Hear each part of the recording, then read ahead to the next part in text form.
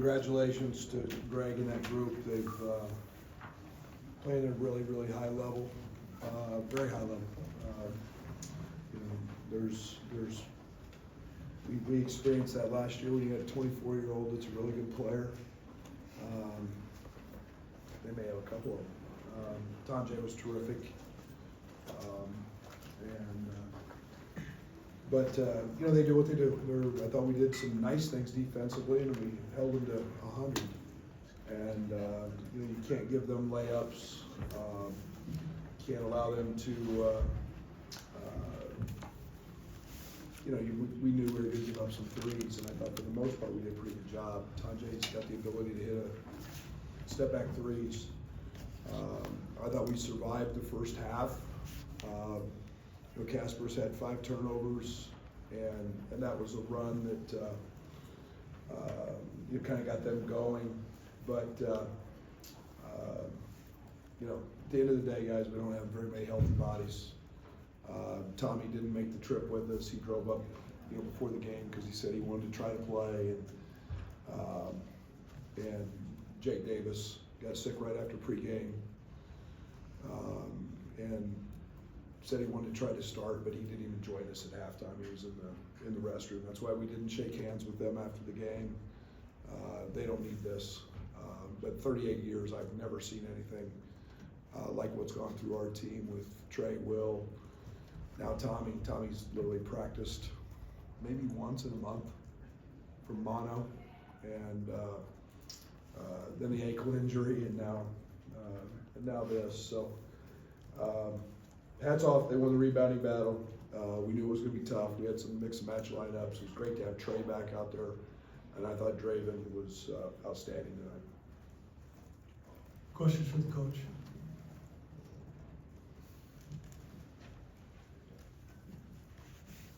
Coach, how are you trying to persevere through this? To try to understand you're trying to win basketball games, have goals, but obviously the circumstances are as tough as they've been. Control the controllables, and I can't do anything more. And I'm going to say this, and I'm going to take a minute. So just a minute.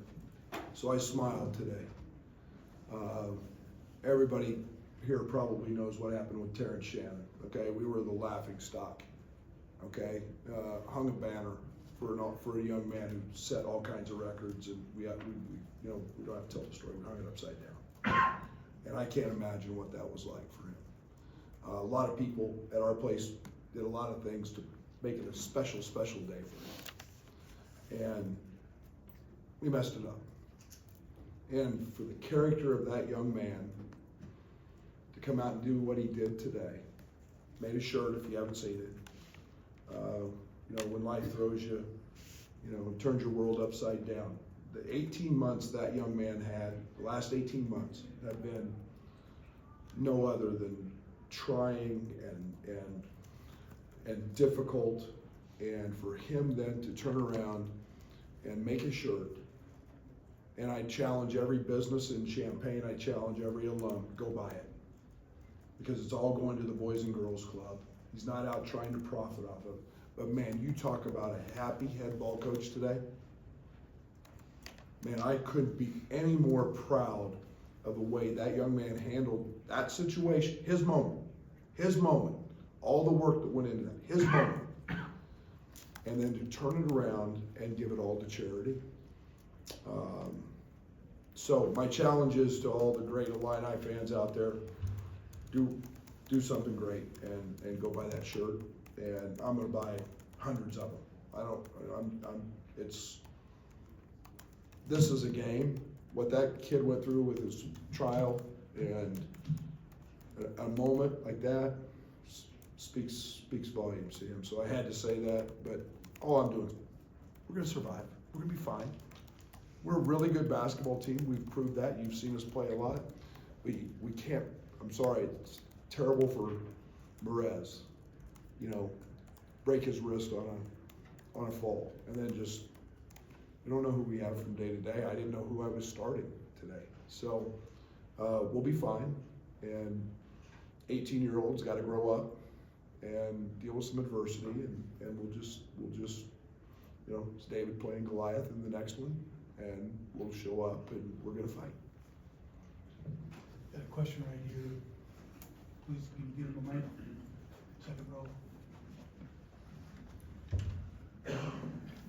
Thank you. Coach, obviously Tanju's rolling 30 in his last 2 games. What was the thoughts going into this one? I was slowing down a little bit. What do you wanna do? What would you do? You seem to wanna ask the question, what do you do? He's a good player. Draven he made really, really hard step back threes. I thought the only thing we tried to do was not foul him. And we made those mistakes early. And if he puts the ball in the basket, sometimes you can do everything right. He's a pro. He's 24 years old. Like he's a 6-year guy. He's seen it all. Grown man. We had a few of those last year. It's nice to have those. He's a talented offensive dude. And sometimes you can do everything right and he's gonna make them. And I thought we made his touches hard. I thought we, give him credit.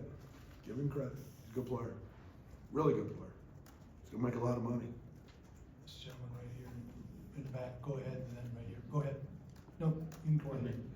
With Merez, I think you said yesterday that it was kind of indefinite, no timetable yet in his potential return. Is there any update on that, or is it still kind of there? He's got a hole in his cast where they do bone stem stuff, and I don't know, it's way too, but they won't even look at it for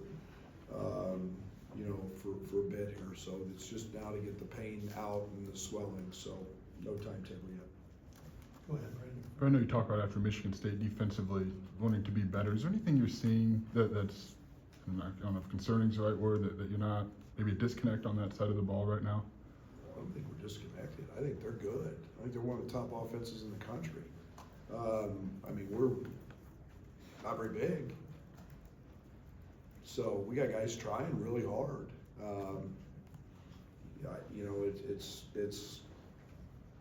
It is what it is. We go from being 7'1" and 6'9", 250 to 6'5" and 6'8". So, and then Tanjay hit really good shots. I still say our perimeter guys are really good defensively, and we gotta continue to be better. Michael? Health might play a factor, but is there anything notably different about the Wisconsin team you saw tonight versus the one you saw in December? No, they're confident. They're playing great.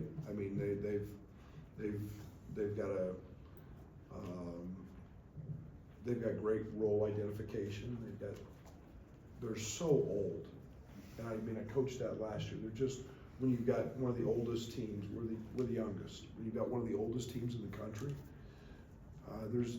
you have no idea how valuable that is, because all you do is gain confidence, and now you can just joystick guys and the way you coach and what you do, and they've got great role identification, and that's pretty nice to see. It's not like Crowell's a young guy, so they're really good. They're really, really good. Two more for the coach. One here and one here, please. Brad, what did Dre show you tonight, a guy that hadn't played a whole lot since he got the flu a few weeks ago? Yeah, it's nice to see him back. He's a guy that can go get one on most anybody. It's nice to see his 3-ball go in, because that's been the one thing that's, he missed a couple in his last game, but his ability to get downhill, get in the paint, and then make threes, and we got to do a better job of finding him when he's cooking like that, because he's a very talented offensive player. It's good to see. Okay, final question for the coach. I guess to not face a situation like this with illness in 30 years as a coach, what kind of things have you tried to do to stop kind of the spread of this thing? We're obviously now washing our hands enough. We obviously have to do a better job in our building. We're 3 weeks into this now, and we can't stop it. Maybe it's their apartments. I don't know if we need to put them in hotels. I don't have the answer. We went through a stretch. We gave them all Tamiflu. And then this is a different time, because we did the fever, body ache thing with a couple guys. Now this is the stomach and the other end. And Thomas Love lost 7 pounds. So, you know, you can imagine, he took, 2.5 IVs today before he came out just to try to hydrate. And so, we'll do everything we can possibly do with our staff and people, and that, again, that's why I didn't want to shake hands with Greg and their group. They need to stay as far away from this nonsense as they can.